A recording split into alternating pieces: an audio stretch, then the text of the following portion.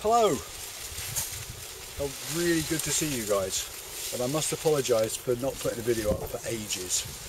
What with lockdown and one thing and another just didn't come together. But this year, as lots of you already realise, we've had some strange weather.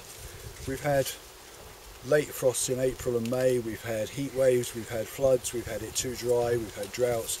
Luckily that anything survived at all. But the sweet corn was eventually coming good. The strawberries have been absolutely rubbish this year. I must have had 20 or 30 strawberries off it, that's all.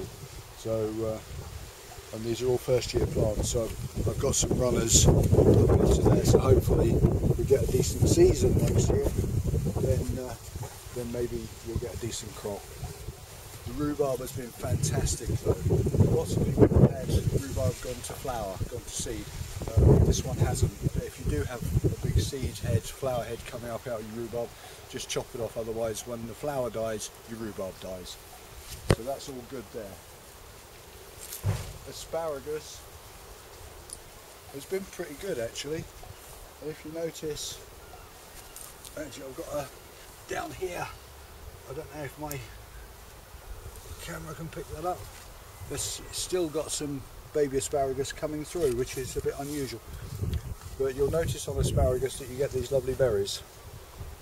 And when they go red, if you put them in a pot in the greenhouse over winter, you'll have a pot of baby asparagus that in the autumn, I've got that space here, I'm just going to plant those out in there, and that will increase my, my asparagus bed.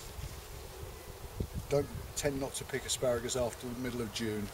Let it grow up a bit, reinforces the plant for next year, so we should get a really good crop next year. What have we got over here? Runner beans. That's how I like to pick them. But because of the weather, a lot of them have gone over really quickly. I'm sure I can find one that's gone over. Oh, there we go. Just put those down there. Even if they go over, you'll have the bean in there.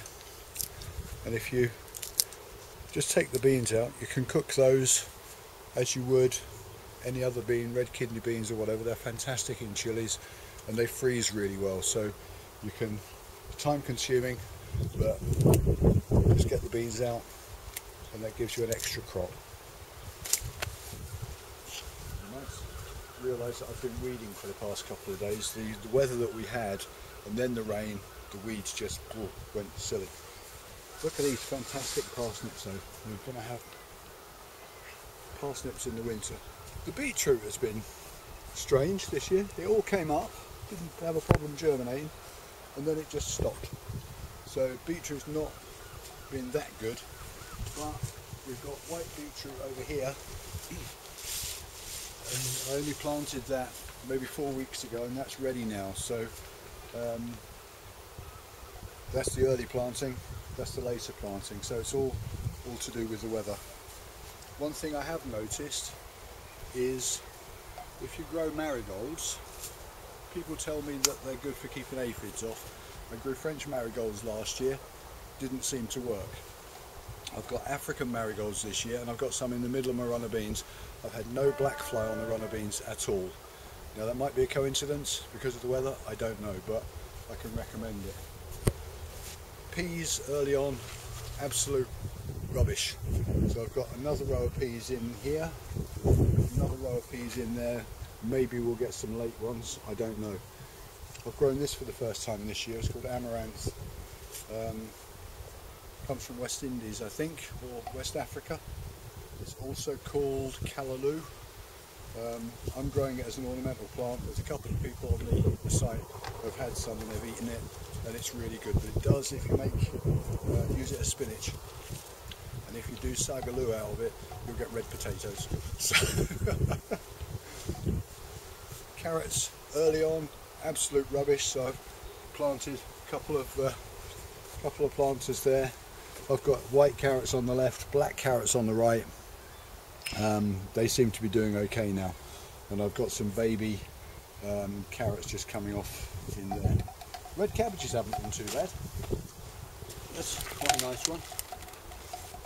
But out of 2 rows, I've ended up with 1 row, and half of that's been eaten. So, but at least we've got something. Over here, I dug these earlier. This is, in my opinion, the god of potatoes. This is a pink fir potato, and they're, in my book, the best potato on the planet. And under here we've got some swede that's actually happening this year.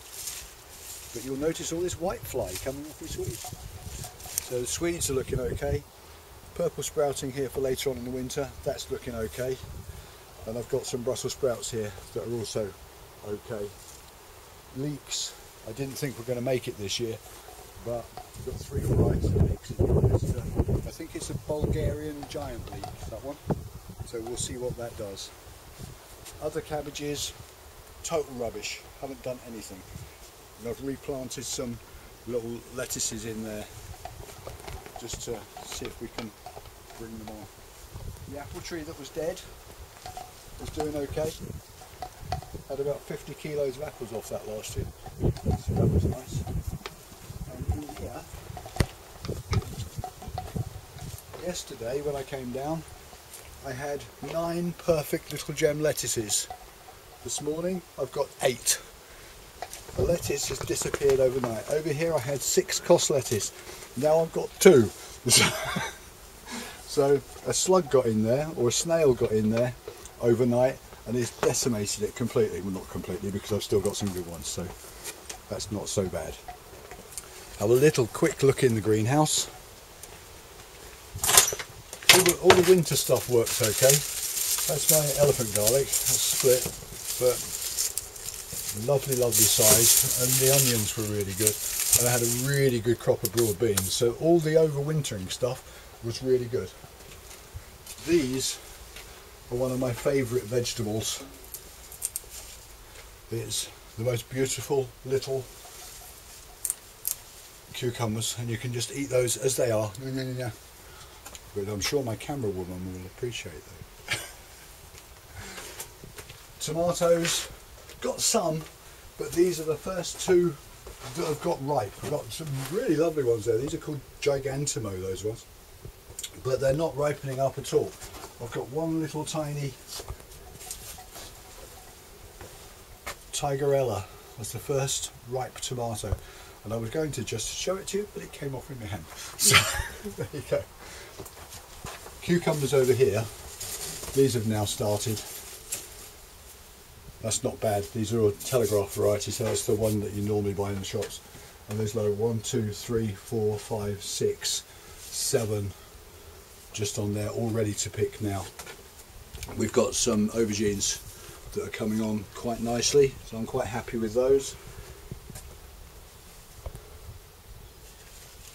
And the peppers and chilies seem to be okay. There's one good pepper there, but it wasn't supposed to be green. That's supposed to be a red or an orange one.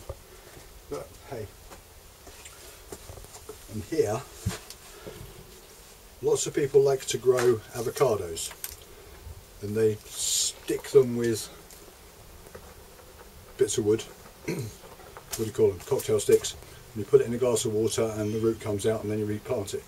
I never do that. I just stick it in the top of the soil, and you can see a shoot in there. That's been in for 2 months maybe.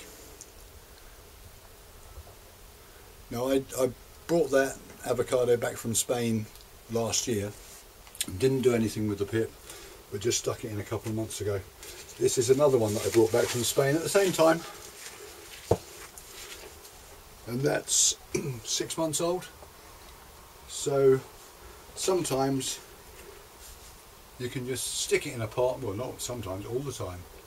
I've never done the cocktail stick method at all, so it will take 7 years before an avocado fruits, and I don't know if it will work in this country or not anyway.